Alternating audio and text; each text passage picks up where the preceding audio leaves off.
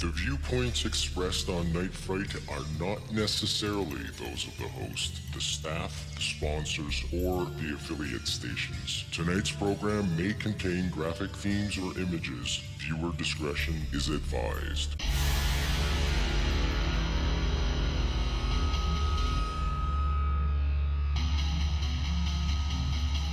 There is a time for question.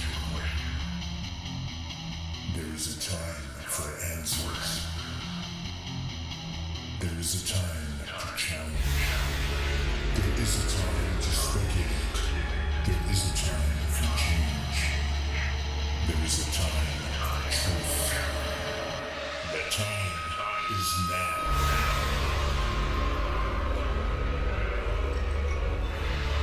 Welcome to Night Fright, your voice in the dark for paranormal and conspiracy.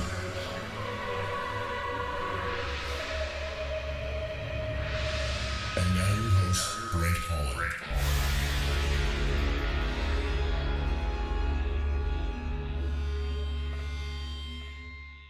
Showtime! Welcome to the show. I'm Brent Holland, and welcome one and all to Night Fright. Get the coffee going, get the tea going, get a beverage of your choice going, settle in the comfy couch, get the comforter up. Are you in for a great treat tonight? Our guest tonight is none other than Ray Hernandez. Ray Hernandez is a founder and co-director of something called FREE, which stands for Foundation for Research into Extraterrestrial Encounters. They're putting together a study like never before about ETs, UFOs, and abductions, and guess who's on their advisory council? Dr. Edgar Mitchell. That's right, folks. The sixth man to walk on the moon, Apollo 14 fame, is on the advisory council. He had an interview, Ray did, with Dr. Edgar Mitchell just a few days ago, and we're going to go into that and find out all about the revelations that Dr. Mitchell had to tell Ray. Ray, welcome to the show. Thank you so much for joining us tonight. Thank you for the invitation, Brent. There is just one correction. Dr. Mitchell is not just an advisory board member. He's actually one of the co-founders. Oh, I didn't realize that. Okay, I'm sorry. Yes. That's fantastic. There's 5 co-founders. One is Dr. Edgar Mitchell. The other one is Dr. Rudy Shields, who's a 74-year-old emeritus professor of astrophysics at Harvard University, and he's the world's leading expert on black holes. And also Mary Rodwell, who in my opinion is the world's leading researcher on the ET contact phenomenon. She's from Australia. And then we have an experiencer who's been researching this phenomenon for 15 years, Christina Knowles, and myself. So there's actually 5 co-founders of FREE. That's an incredible amount of well-talented people, my friend. Okay, let's dive in right away. Dr. Edgar Mitchell. You know, there's a series of questions you asked Dr. Mitchell and you sent them to me during the interview. And I was curious, how did you approach organizing the questions, making up these questions? Because some of no holds barred, and we're going to get to a few of them tonight too, folks. How did you approach coming up with these particular questions? Well, the questions were prepared by Ralph Steiner. Ralph was a child math and physics prodigy. At the age of 8, he was doing advanced calculus and physics in his brain for entertainment. Ralph is also one of the 4 people that were responsible for the Disclosure Project, together with Dr. Mitchell. The 4 people were Dr. Greer, Dr. Mitchell, Ralph Steiner, and the lady that wrote UFO and the Generals. I always forget her name. UFO and the Generals. What's her name? Leslie Kane. Okay. Leslie Kane. Those are the 4 principals for the Disclosure Project, and so Ralph and Edgar knew each other since the early 90s. And Ralph is also a theoretical physicist.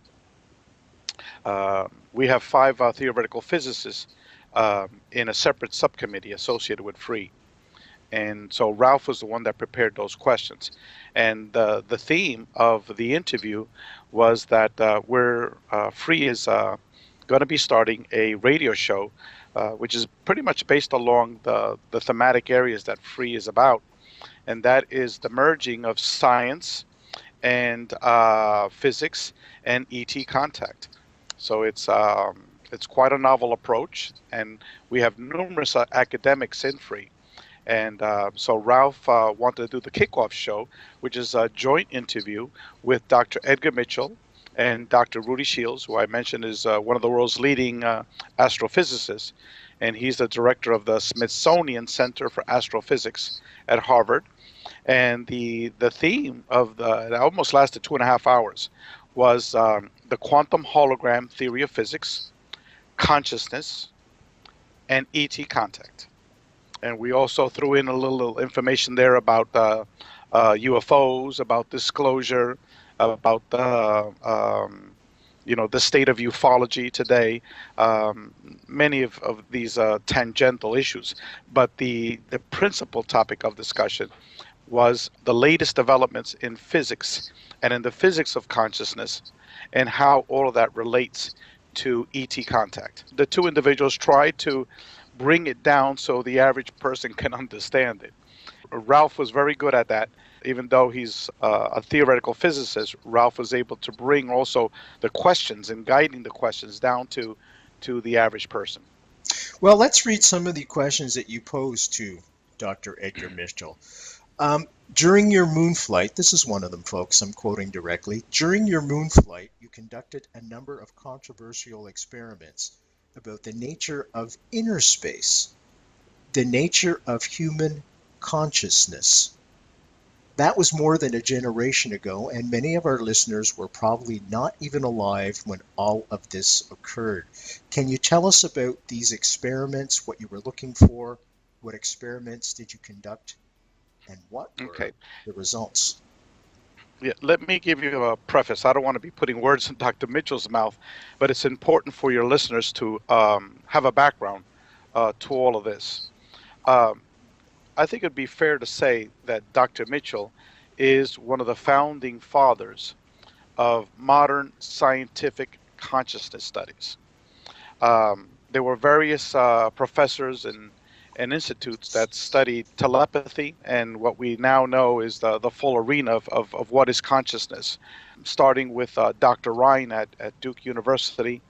And then there was a peer laboratory out of Princeton University. He was actually one of the founders of the Stanford Research Institute with Professor Russell Targ and several other physicists in Stanford. And then Edgar went on to form the Institute for Noetic Sciences. And basically, in a nutshell, what they were doing and what Edgar did was he did an experiment which was not approved by NASA. At least publicly. Later on, he told me that there were some of the bigwigs in NASA that let him go ahead to do this experiment. But it was hush-hush internally. It was just kept among a small group. Basically, what he did was he brought up to the moon these cards that would have particular symbols on it. Let's say, for example, like playing cards, for example, spade, hearts, clubs, that sort of thing. And I think it was like 5 or 6, I don't recall the exact experiment, but it was several of these cards. And so the idea was he would repeat a series, let's say, throw out these cards, these 5 cards in a row, and it would be not seen, and then he would turn it around and see what came up. So he would shuffle them, and throw out the cards. And then what he had done is before he had left for the moon, he had left the answers with like 4 or 5 different individuals all around the United States. The results, the answers. And I think they repeated that experiment various times. I don't recall exactly. But let's say offhand, 10 times he repeated that experiment. So there's something called statistical probabilities that if you would throw 5 cards out, the randomness of them appearing the way that you threw it out. And so what it showed was that it was statistically significant. That means, in other words, that it was highly unusual that the people on the ground could have known what he was throwing. So what happened was the people in the ground, once he came back, they've got the results because he was keeping tabs of what he threw out. Okay, and so then they compared it what they thought he was throwing on the ground. So people on the ground were like, okay, I think he threw a clubs. I think he threw a heart. I think he threw a, and they were writing it down through all the different experiments. Now, again, don't quote me on it. This is my recollection of what took place.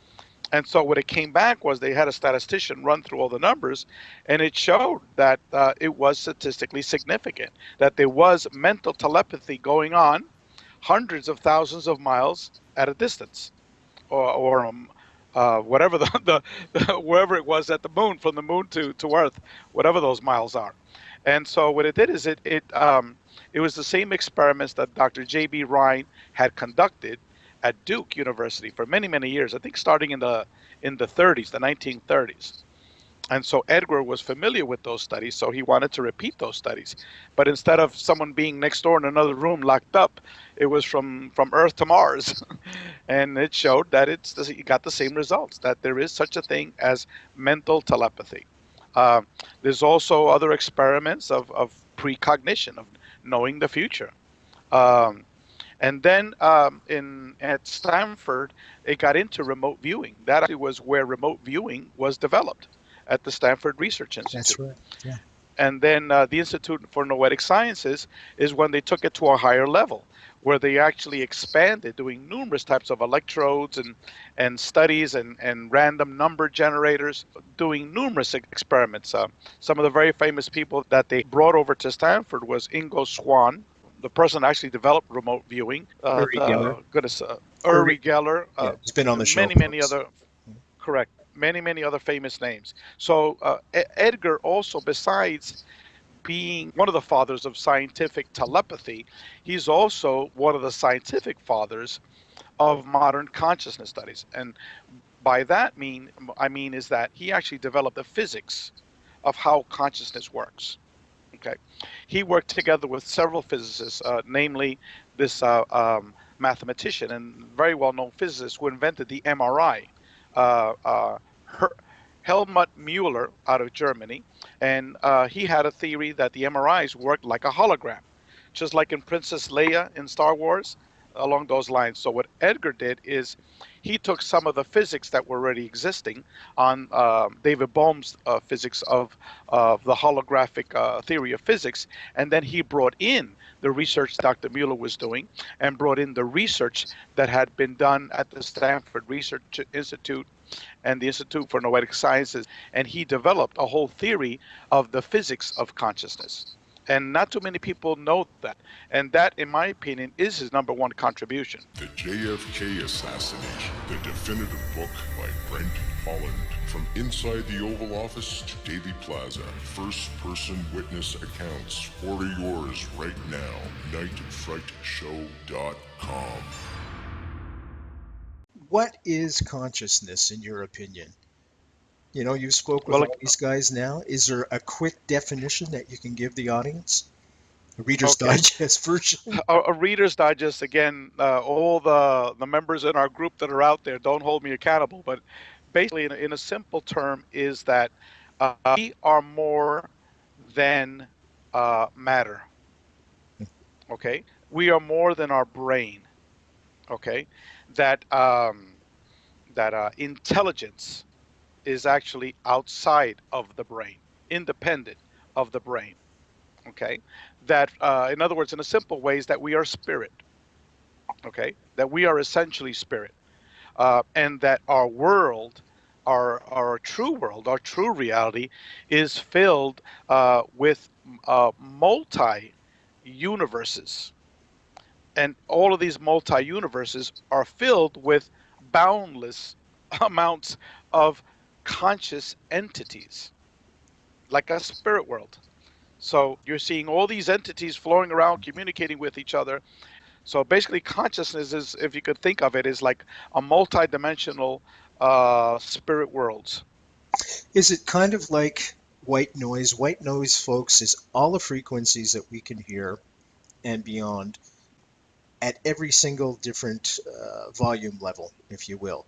So everybody's heard white noise. It's that sound that the TV makes when it doesn't connect with a channel or a radio. It's approximately white noise. Is consciousness then an energy that is like white noise and it goes through a filter in order to create matter, in order to create us? Okay. I don't know about that analogy, Okay. but let me give something that your readers might understand, and I'll use the terminology of individuals that have had near-death experiences. Okay, uh, um, I would say hundreds of thousands of people now have now been documented all throughout the world in the last almost 40 years since Dr. Raymond Moody brought this out in public. Um, and almost every week I meet someone that's had a near-death experiences because I make it a habit to ask people. Um, and and basically, what a near-death experience is, the first initial stage is that when you die or close to death, your spirit rises out of your body. In a good majority of the cases, what you do is you're looking down at your body. And I've had people describe to me what the doctors look like, what the nurses look like. The ambulance driver, I had a man at church that out of the blue I asked him, and he said he describes a 6'3", 300-pound black guy dressed in the paramedic's outfit, followed by a short white woman with a long blonde ponytail. Put him on a gurney. We're doing CPR, and then on the way to the ambulance, his spirit was basically sucked up, and he wasn't any longer floating on top. But then he went through this long tunnel. Now, I could repeat like hundreds of these stories there, Brent, hundreds of people who described actual situations when they were floating. So that is sort of an idea that you can get of what is consciousness. It's that spirit that's floating there, okay? And what it did is actually went to another dimension. Some people might call it heaven. Okay, and that's how a lot of people that have had these near-death experiences, they recall encounters with deceased relatives. Never a live relative, okay? Always a deceased relative. And then many of them encounter higher angels and even an entity that they associated as God. So consciousness is basically like that spirit that's looking down at your dead body. That's sort of an approximate idea for the audiences to understand. So what Edgar developed was sort of like a physics of this. And for example, how do you know from the moon, you know, how do you predict what's going to happen in the future? Consciousness can explain that. Einstein and many, many physicists agree that time is irrelevant. Time doesn't exist. My own father, when he had a near-death experience, he says, up there, time doesn't exist. And I said, well, what do you mean time doesn't exist? Oh, I was up there at least 20 years. I said, what do you mean 20 years? Well, that's how long it took God to show me all the good things that I had done in my life and all the bad things. And he showed it to me like a 3D animated video where I would see these experiences not only from my brain. For example, if he had a fight with a 12-year-old boy, he saw himself punching that 12-year-old boy, like reliving it again. And at the same time, he was seeing that same experience from the consciousness of that little boy receiving the punches from my father. I see. So And there was a and at the end of it symbiotic all, yeah, it was all simultaneously, all bunched up to one. And so he said that God, or the entity that he associated as God, showed him all of these things throughout his whole life. That's what he said. It took 20 to 30 years. Can I just And so interrupt you that there? it's called a life review in the near-death experience literature. It's a life review, and I think at least 25% of the individuals that have that go into the spirit world environment describe a life review. Basically, I had my own near-death experiences that was associated to my individual ET contact. Now, for the folks that are out there that might think I'm nuts, I am an attorney with the federal government, with the Department of Treasury. I went to Cornell for a master's. I went to Berkeley for a PhD. And many of the people in our group are, highly educated individuals, professionals, academics, and every member of our advisory board, except for two individuals, have had ET contact experiences. Okay, I want to ask you this. Did Edgar Mitchell ever offer up any information about any views that he might have seen of UFOs or any type of ET contact? Well, he did state publicly that he has never seen a UFO, but he has spoken to several astronauts that have described uh, UFOs. And he's also, since then, has spoken to thousands of individuals that have come to him with different types of ET contact experiences. I would say hundreds of individuals, not thousands, hundreds. He did admit that have had many different types of contact experiences. Many of them people that he knew before, and other people that he didn't know. And in terms of UFO experiences, many individuals. He did state that. Okay, he did. Now, in your own ET case, can you give us a little bit of description of what happened? Just a brief synopsis, and then we'll talk about free and the wonderful work Sure, you do. sure. Okay. Sure, most definitely. I mean, I could talk for at least 2 hours about my experiences. But basically, in a very brief nutshell, um, we had an energy being, and I call it a being because it controlled my mind, and it miraculously cured our dog. So it was not just a cloud. This was um, an energy being. What it looked like was rectangular in shape, roughly 2 to 3 feet wide by 1.5 to 2 feet in height. It didn't have any outer edges because it was pure energy. Okay, pure energy, multicolored, as if you would take like some ink and you would squirt it into a bathtub and it would be moving around, but it was tons of colors. And the result was that it put me to sleep for 15 minutes. My wife disappeared together with the dog. And then when I woke up 15 minutes later, my wife was like in a Pentecostal church, like, hallelujah, hallelujah, the angels cured her, the angels cured her. We had a dog that the night before had a total paralysis. My wife was up all night praying. Okay. And then what happened is they came down, they cured the dog. Before she had the paralysis, she was like a 90-year-old lady. Um, Bad heart with arthritis, was walking like an old lady in crutches, with a stroller, That's how she was. And we just couldn't put her to sleep. And after that event, she was like a puppy. She was like, zooming here, zoom, zoom, zoom. And my wife, hallelujah, hallelujah, the angels cured her, the angels cured her. And that's when my experiences started. Before then, I was a total atheist, material rationalist. I had no conception of what a UFO was, what ET, paranormal, any of these things. I mean, those were all kooks, those are all nuts, those people that are interested in these topics. And this was in March, I think it was March 4th of 2012, so it wasn't that long ago. And that's when my whole world turned upside down. And then I began seeing these huge crafts. The dog, imagine, the dog would wake her up in the middle of the night, like 3 or 3:30 in the morning. My wife would go outside thinking the dog was going to go through the back door.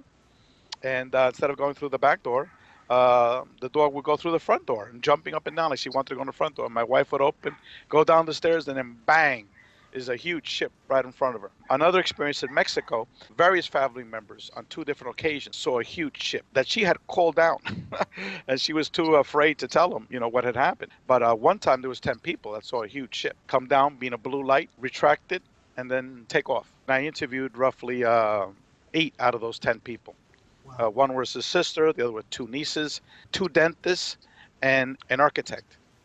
I myself did that experiment of calling down a craft without my wife even telling me, because when she came back from Mexico, she didn't tell me because I was just infatuated by researching this phenomenon. I was on the internet, 6 to 8 hours a day, and all it did was just confuse me because there's nothing there. First I did an academic literature review of ET contact, and I found out that there was almost nothing that has been academically written about this. The small amount of work was maybe Dr. Mack, but even his was not a statistical study. It was basically oral interviews. And it wasn't very comprehensive at all. Dr. Kenneth Ring had done some statistical work comparing individuals who had had near-death experiences and also individuals that have had ET contact, mainly abduction type of experiences. And then the vast majority were studies that were done by psychologists and psychiatrists to see if we were crazy or not. And all the studies came back that we were normal individuals. So after I found out there was almost nothing written about it, I then was searching on the internet. And it was like, they're gods, they're devils, they're Anunnakis, they're Nephilims, they're this and that. And so I just spent a lot of time. So she didn't tell me. That's why she didn't tell me. And then one day I was fooling around outside and I calling down a craft, just playing around. And after 15 minutes, I was ready to give up. and poof, a big gigantic craft appeared right on top of my neighbor's house. And this event was witnessed by my daughter, who was 10 years old at that time, and 3 friends, 2 adults and their 17-year-old daughter.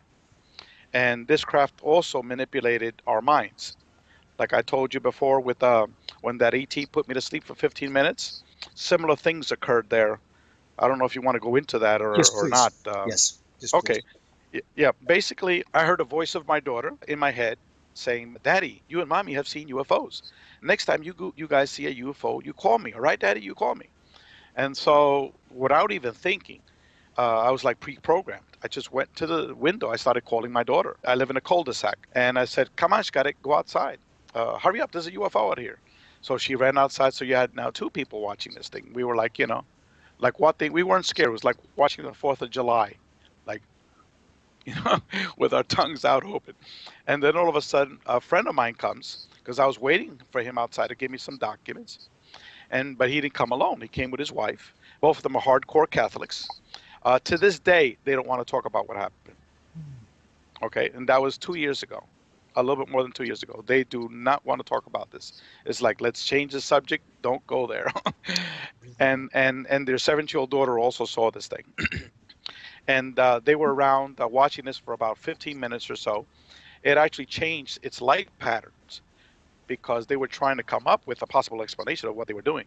And so I was laughing in my head. I was saying, you better do something because, they're trying to explain you away, And then poof, all the light patterns changed. It became stars, thousands of stars, blinking on and off in a fraction of a second. And immediately after I said to them, you better do something because they don't believe you. And then, so it's like they can go right into your mind, It's crazy. It sounds nuts, but if you talk to a lot of experiencers, they'll tell you, very similar stories. It's not logical. Similar to what Edgar did on the moon, okay? These creatures have that power heightened like 1,000,000 times. Wow. Where they actually can go into your brain and actually see what you're thinking, see your thoughts, program your thoughts. They left after like 15 minutes. And then after those 15 minutes, I felt like I was being attacked by mosquitoes. And then I grabbed my daughter and I said, come on, these mosquitoes are killing me. So we went inside. 5 minutes later, my daughter goes to me, Daddy, there were no mosquitoes outside. And then it's like I woke up, like I was hypnotized, just like when the ET inside our house hypnotized me. It's the same thing. You wake up and then you recognize your true reality. And I said to myself, holy cow, what the hell just happened? I grabbed my camera, grabbed my video recorder. I ran outside and nothing was there. Gone, completely gone. Any idea why they would appear before you and perhaps not your neighbor? Is it something that is it a symbiotic Actually, I have a neighbor close to me that did have many, many major experiences. I was the first one that she's ever told to outside of her family. And her husband's an attorney. Any idea and why her and 2 kids and her father were on board the craft. And this is a neighbor in the same block. Wow. Have you discussed her experience with you? Yeah. And her husband too. Her husband gets knocked out when they appear. Wow. He would like get a glimpse and boom, get knocked out. So this is happening all over the world, except people don't talk about it. The ridicule, the fear, We've got 5 medical doctors in free. I don't know if you knew that. 2 of them are out in the open about their experiences. The other 3 are still hiding in the closet. Okay. We've got 5 physicists. 4 are out in the open. 1 is still hiding in the closet. So, and we're talking, credentialed people. So the whole team has had experiences. I guess what I was trying to ask you, why they would appear to, say, everybody in your team and not someone else. It's just from a pure curiosity standpoint. I honestly cannot answer why they target certain individuals. I know with me, after that experience, that I immediately started reading only books on near-death experiences and scientific consciousness studies. I did that for 4 months straight, 12 hours a day. I read hundreds of books on near-death experiences and scientific consciousness studies. And now I know why.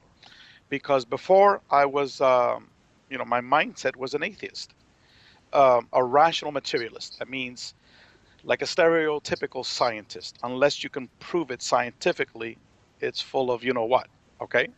It doesn't add up. It's just theory. It's hogwash, nonsense, baloney. Okay. UFOs. Well, show me, a high quality video of a UFO very up close. Okay. Show me, 100 witnesses that saw that ship, and then show me some metal fragments that doesn't test, that it was that type of mentality that I had. And so what happened was that for 4 months straight, I went crazy reading all those books. 12 hours a day. I would go to sleep at 4 in the morning with one of these books on my chest. And then the very first 3 people I ever talked about near-death experiences, 3 days in a row, Friday, Saturday, and Sunday. Okay, the very first 3 people, all of them had near-death experiences. So what are the statistical probabilities of that happening? Let's say in your case, all your life you never spoke to anyone about near-death experiences, kept quiet. All of a sudden you had a sighting, and you just went crazy, 12 hours a day reading hundreds of books on near-death experiences and scientific consciousness studies, which is basically the physics that explains near-death experiences, okay, and the spirit world. And then all of a sudden, out of the blue, a crazy person appears in your head and starts asking these 3 people, hey, have you ever had a near-death experiences? Okay, and all 3 people, yes, and let me tell you my story. Okay, so what are the statistical probabilities of that happening? Oh, they must be insurmountable. Insurmountable. Yeah. Exactly. That's exactly what happened to me. And I've got witnesses, names of people that if someone wants to follow up, one is my daughter's pediatrician. That was the very first person. Okay. The second person was this guy who was a total stranger. Now he's a very dear friend. He's an MRI technician at Baptist Hospital. So these are all professionals. Member of our church. The JFK Assassination, the definitive book by Brent, Holland. From inside the Oval Office to Daily Plaza, first-person witness accounts. Order yours right now. nightfrightshow.com. www.nightfrightshow.com. www.nightfrightshow.com. Just click on tonight's guest picture, and that'll take you right to Free's website, where you can obtain more information about what we're about to speak about. And you can get a list of everybody who's involved with this great initiative that they're doing. This is a great segue now, Ray, to start to talk about Free and the information you're gathering, what's going to be done with the information, what the criteria is, things along that nature. Can you give us a brief, well, not a brief synopsis, but an extensive synopsis of what it's all about? Let me tell you how Free was started. And again, Sure. for the non-experiencer, it sounds like a whole bunch of hogwash. But you could talk to Mary Rodwell, interview her. You could talk to Dr. Mitchell independently. You talk to Dr. Rudy Shield. They will collaborate everything that took place. Let me explain how it started. 5 months after those 3 people told me about their near-death experiences, I was driving on a highway, middle of a traffic jam, 8:30 in the morning. I only had one person that I was able to speak to about my experiences. That's Christina Knowles. Okay, and I had been speaking to her for 2 months. So finally, I had an outlet. I had someone to talk to, because you tell your friends and they think you're crazy. I've lost friends, at least people who I thought were friends about this. So anyway, 8:30 in the morning, middle of a traffic jam, right next to the airport, Miami Airport, going into downtown Miami. Boom, I got an ET telegram. And what it is like almost like a voice coming inside your head, giving you very specific instructions. And at the same time, I saw a video at the same time. The video was, I was inside a big, gigantic wheel. If you could picture like a Ferris wheel, something like that. Not as large as a Ferris wheel, but a very big wheel. And inside was different spokes. Inside each of these different spokes were different paranormal phenomena.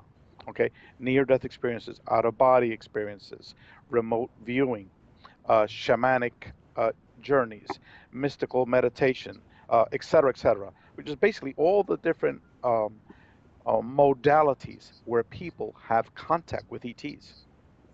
Okay, for example, the shamans, they have interactions with non-human intelligent beings. Okay. People that take ayahuasca, okay, I think it's like half of them have communications with a conscious being, So, a conscious being will sit down next to you and say, look, Brent, you're screwing up, brother. You're screwing up. You're to this, you're to that, and point out problems to you and things like that. Remote viewing. Most of the major remote viewers in their books talk about conscious communications with sentient beings. Okay, near-death experiences, classic case. Mystical meditation, same thing. So it was all these different things that people are having modalities, instruments, mechanisms. And then what was holding everything together was quantum physics. That was like the glue. And this thing was spinning around me, and I was in the middle of it. And then the voice that came into my head was that I need to undertake a project to tell humanity about the relationship between ETs, the spirit world, and quantum physics. Okay? That same night when I got home, okay, first of all, I called Christina at 8:30 in the morning. Christina, are you awake? Okay, you could also talk to her too, or anybody else, and will collaborate. I said, Christina, you won't believe what the hell just happened. Okay, and then that night I got an email from Mary Rodwell, and it went like this: Dear Ray, I am so sorry that I'm responding to your email that was 6 months late, but this email just popped on my screen. Wow. Okay, so then I sent her an email back. I said, you ain't seen nothing yet. This is all the things that happened with the near-death experiences and all the things that happened with this telegram. Because the email that I sent her was about the being that was inside my house that cured our dog, that my wife also saw, and about that huge ship that was witnessed by these 5 witnesses. And so we eventually got on Skype. And I asked Mary, I said, Mary, how do you explain this email just popping up? I mean, do you go back 6 months to check your emails? And she started laughing. She says, Ray, I can barely keep up with one day's email. How in the world am I going to go back 6 months? I said, well, how do you explain it? And she said, Ray, by now you ought to know what happened. Then I was telling her about the physics stuff, the quantum physics part of it, you know. And then she told me she was a very dear friend with Dr. Rudy Shields, because she was invited to give part of a workshop as part of the John Mack Institute. And there she met Rudy, and Rudy was a very close friend of Dr. John Mack. He actually taught John Mack about quantum physics and how an ET can pop its head through the wall and pop the head back, and how a ship can be 20 miles away and instantaneously be 20 miles to the other side. And so she was telling a little bit about that she knew this man very, very well. Well, the next day, okay, after I had that ET telegram, guess who calls me at 9:30 in the morning? Really? Dr. Rudy Shields from Harvard. Wow. And then so remember, he called me. I didn't call him. Okay. Then he starts talking to me for 90 minutes about quantum physics and how quantum physics can explain all the paranormal. And all the things that I got is actually all fully correct, that there is that relationship there, you know? And then at the end of it all, he says, Ray, these ETs gave you a mission, didn't they? And I said, well, that told me something that I needed to be done. He says, well, Ray, you need to listen to them. And I will be here to back you up with whatever you need. If you're going to be forming an organization, I will be your scientific advisor. If you want something more formal, I will be your initial member of your board of advisors. Then he gave me Dr. Mitchell's telephone number. And hello, Brent, you still there? Yes, I am. Yeah, I'm sorry if the camera froze. We'll keep going. No problem. And then he gave me Dr. Mitchell's number. And he says, I'm very dear friends with Edgar. Edgar is actually my mentor. So this is the world's leading astrophysicist in the world saying that Dr. Edgar Mitchell was his mentor. And so I worked up the courage many hours later to give Edgar a call. I introduced myself to Edgar. He already knew who I was because Rudy had called him and had sent him an email early in the morning. And he says, Ray, I would like to invite you to my home. So the very next day, I went to Edgar's house, and he only lives 90 minutes away in Lake Worth, Florida. And subsequently, I've been to Edgar's house like 7 or 8 times already. At that point, I was at his house, and I basically spent half a day at Edgar's house. And the whole day was spent pretty much him telling me about his life, how he grew up in Roswell, tons of stories. I won't get into the details because it'll take forever. Can you just tell us the Roswell one? Because that's the one that everybody knows. It's just to bring people into the conversation. Sure. Reference point. Sure. He grew up in a small town just outside of Roswell. His parents owned 2 farming stores. I believe it was one on the north side of Roswell, one on the south side of Roswell. And there weren't that many families that lived there in 1947. What had happened was that when he returned from the moon, he was not only a national celebrity, but the town celebrity. So when he came back, all of these old-timers and the wives of the people that were witnesses that were already deceased, or their children, had brought him to the side and said, Edgar, can we talk to you? And Edgar said, okay, I've got time. And then said, no, in private. And so it was in private that they told him all of these stories about what really happened in Roswell. And that's when he realized for the first time that, this thing was really real, because he knew these people, he knew these families, he knew their character, he grew up with them. And it was only one family. It was like tons of these people were coming out of the woodworks to tell him all these stories. Edgar was telling me all of that, how he was part of, I think it was Chuck Yeager's group, because he was a test pilot for jets in the early 50s, Yep. how many of these pilots were then brought on into NASA, That's how right. NASA Original seven. pretty much forced them to go to MIT to get a PhD over there in astronomical engineering and physics. And there he worked with the engineers in MIT and the contractors on the lunar module. And how he pretty much was an expert on the lunar module. So when Apollo 13 had its problems, he got brought in pretty much to save the day. And he even showed me his Presidential Medal of Freedom. He even told me that he never did get the medal from Nixon. He just got the placard, And it was just story after story after story after story. And at the end of it all, he says, Ray, these ETs, they gave you a mandate, didn't they? I said, I don't know about a mandate, Edgar, but they did tell me something, but I have no idea what the hell to do. I'm not a physicist or an engineer. I don't know anything about consciousness. And he says, look, Ray, you came to the right place. You came to me. Okay. I will help you out. I will back you up. If you're forming an organization, Rudy and I, we already discussed it. We'll be, the co-founders of whatever you're doing. And we're here to help, count on us. But you need to do what these ETs told you. Okay. Wow. So then I went back to Mary. I had a Skype call with Mary and Christina, and I said, you won't freaking believe what's happened over the last 2 days. It's just crazy, And then I told them I need to form this organization. Edgar and Rudy told me that I needed to do it. I have no idea what the hell I'm going to do, but it needs to be done. So at that point, the three of us agreed to be the co-directors, because I told them that Edgar and Rudy are not going to be doing the day-to-day activities of this organization. And a couple of days later, Mary came up with the name, FREE, the Foundation for Research into Extraterrestrial Encounters.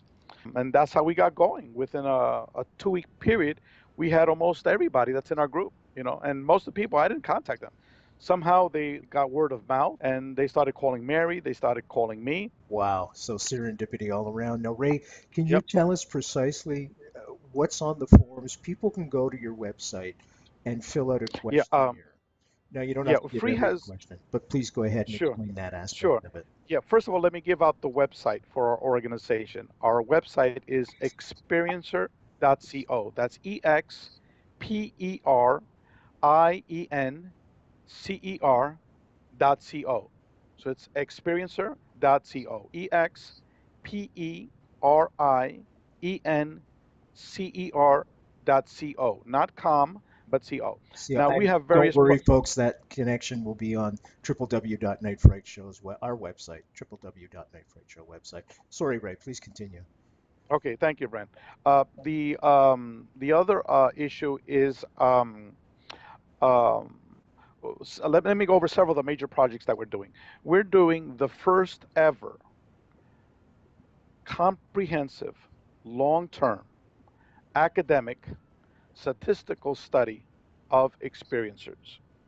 Okay, it's called the Free Experiencer Research Project. The project chairperson is Dr. John Klimo, who's a recently retired, full tenured professor after teaching for 40 years. He has chaired over 250 PhD dissertations. He's taught research methodology for 40 years. He's also an experiencer, a lifetime experiencer. He's also the world's leading academic authority on the paranormal. His most famous book is an academic book on channeling. Our research study also has 12 other individuals who are the world's leading researchers on the ET contact phenomenon. And let me throw out some names. We have Kathleen Martin. We have Mary Rodwell. We have Barbara Lamb. We have Whitley Strieber. That's just 4 of the 8 names that we have in this group. And I don't want to go through all the names because I always forget one individual, but it's people of that caliber. And I just want to tell folks, Whitley Strieber's show is in the archives as well, folks, as well as Kathleen Martin's. So these are very well-known individuals. People have been working in this field for the vast majority, more than 25 years. And they are there to help Dr. Klimo in terms of the framing of the questions. And we worked for a year and a half on the questions. and Dr. Klimo worked on the methodology. The methodology has 3 phases. Phase 1 is a quantitative survey, primarily yes and no, and check off which box is appropriate. It's 100 questions. It can be done in 15 minutes. These are for individuals that have had ET contact experiences, not necessarily abductions, because free is not just about abductions. Right. We're about all different types of contact, and abductions is just one component of a contact. For example, in my case, I was never abducted, and many of the hundreds of other people that I've spoken with have no conscious recollections of an abduction, but we most certainly have had ET contact. So that's what we're focusing on. And then there's phase 2. Phase 2 is almost 500 questions. Again, it's quantitative in nature. It might take you an hour to fill out. So you could always come back and complete it if you don't finish it in one setting. Phase 3 is actual one-on-one interviews. The last 4 people that we have gotten to be interviewed, and maybe you could tell me whether you know some of these names, Brent. We have Grant Cameron, Sure. from the Presidential Papers. Yeah. We have Colin Andrews, Mm-hmm. okay, who has written several books on crop circles. Bill Burns, Of course, Bill's been on the show too. okay, and Many times. Mel Fabregas. Wow, you've got some heavy hitters. Correct. Those are the last 4 people. We've just recently added Yvonne Smith as a member of our advisory board, and she's also going to be interviewing some cases. She's based out of LA. And again, people have been working with experiencers for at least 25 to 30 years. So just to let you know that this is not a little Mickey Mouse, study here. This is done by the world's leading academic, a professor of 40 years, chaired 250 PhD dissertations, and all these heavyweights backing him up. Yeah. The first phase, we already have almost 800 people that have responded to the survey. It's phenomenal. 800, okay? And we have some preliminary findings, and later on, I think I might have sent it to you, some preliminary findings. Can you tell us them? Can you just give us a few while we're on this? Well, I don't want to give you a lot because there might be some audience members that still need to take this, and I don't want to influence them too much. But Okay. one item that I think is everyone in this field knows about, and that is the spiritual transformation that takes place. Like in my case, you've been exposed to these ETs, and it's like this huge amount. We're non-spiritual, and then afterwards, they're like highly spiritual, okay? And it's like 95%. Has there been a spiritual transformation that took place, within you after these experiences? And like 95% said yes. And this is the one that interests Grant Cameron, question number 54. And that is, do you have any knowledge of advanced physics or science that the normal person should not know about? And it was a large number. It was like almost 50%. So 50% of people that answered that question have some knowledge of some type of advanced physics or advanced science that you normally would not know about. So it's these types of hypotheses that are being tested out. Anecdotally, we knew about this in general in this field, but now this research study is now formally giving you actual answers to this. The JFK Assassination, the definitive book by Brent, Holland. From inside the Oval Office to Daily Plaza, first-person witness accounts. Order yours right now. nightfrightshow.com. What is the ultimate goal to release the project, to release some kind of document, to present it to academics? Correct. This is the intent. Again, there's a problem in this arena, and Dr. Klimo is a testament to this. All of a sudden, he's writing an academic article on ghosts and spirits. Okay, where in the hell is he going to publish this? Okay, it's not like Scientific America or Nature or something like that is going to be, jumping on his doorstep to publish an article like this. Okay, because it's seen as metaphysics, as not even religion, because it's not a formal religion. It's more within the spiritualism arena. So the problem is that there are limited arenas where you can publish these things. Who in the hell is going to be publishing our book? Excuse me, our study. Okay, it's but we're still going to try. Okay. We're also going to be sending that out for peer review as well, independently of trying to get this thing published. So that's the goal. Now, the raw data, the raw summary data is going to be made available to everyone. for free. Wow. And that's our name, free. So for any researchers that are out there, you could do your own independent research because we're going to have tons of data on this. Again, you could do statistical regressions, cross tabulate, because our cutoff date is going to be the end of the year. So we're going to have thousands of responses. Now, the next phase is to do this in different languages. We have a fellow who's now doing translating it into English. It's going to be Spanish. So it'll be in Spanish. We have another fellow who's translating into Portuguese and in French. And today I spoke with this lady about possibly doing it in Chinese. So then it'll be worldwide. We'll be able to compare the information worldwide. And the study will keep on going. It's a continuous study. It's just adding more numbers, adding more numbers. So that's the research study. Another project that we got that we're very proud of is called the Experiencer Buddy Program. Over the last 4 months, we have helped out 128 individuals with this. Wow. These are people like in my case, I had a whole year before I was able to speak with anyone. Why? Because ridicule. Okay. Why are there 3 doctors, medical doctors in our organization that are not coming out publicly? Because they're in fear of losing their license. They're in fear of being ridiculed. So the buddy program is we provide you with someone that's a mature experiencer, like a been there, done that, non-biased, that's has no trauma. Most of the people that we have that are volunteers for this are in their 50s and 60s, and some in their 70s. So, for example, the other day, I had a fellow from Arkansas that called me. 37 years he's been having these experiences. College-educated man, from the South, not necessarily religious, okay? And I said, in your lifetime, how many people have you spoken about this? He said 5. Only 5 people. So imagine that, 37 years, you've only mentioned this to 5 people. So what we did is we referred him to 2 individuals, I think 3 individuals, for him to talk to. Okay, so that's the Experiencer Buddy Program.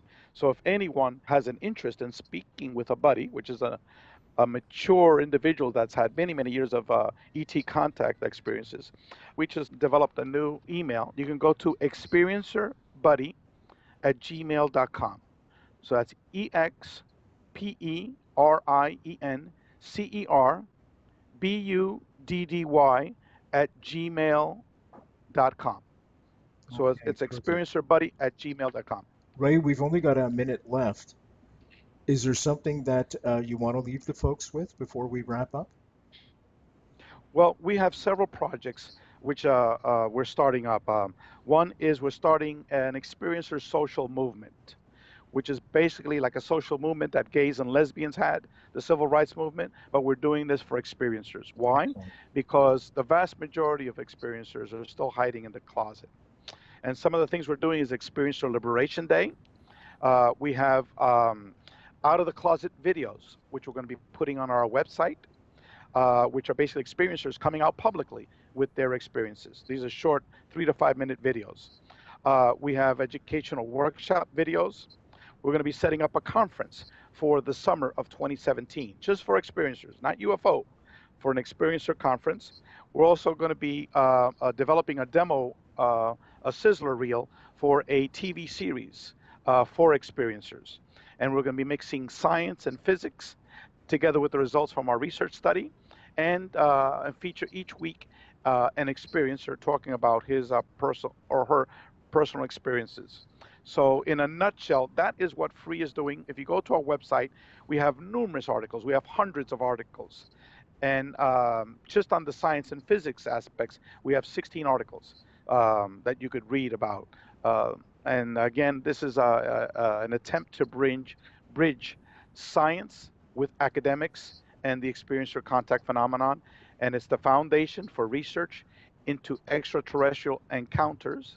And our website, once again, is experiencer.co.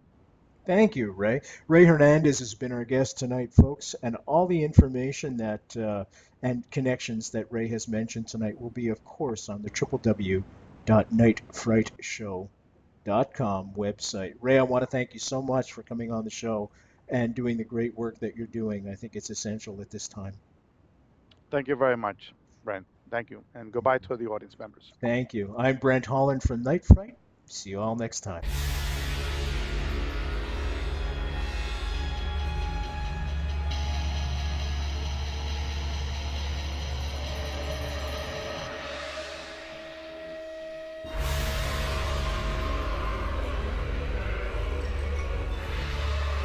listening to Night Flight and your host, Brent Holland. The time is now. Your voice in the dark for paranormal and conspiracy.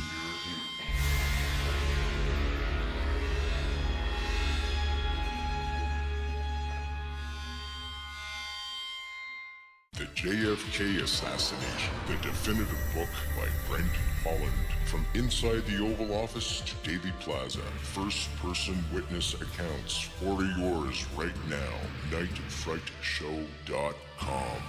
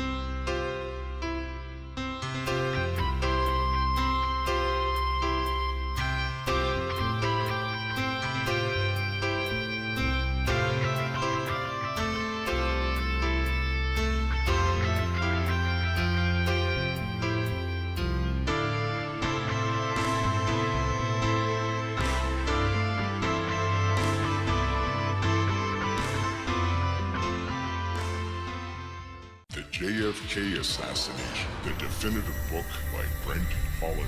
From inside the Oval Office to Daily Plaza, first-person witness accounts. Order yours right now. nightfrightshow.com.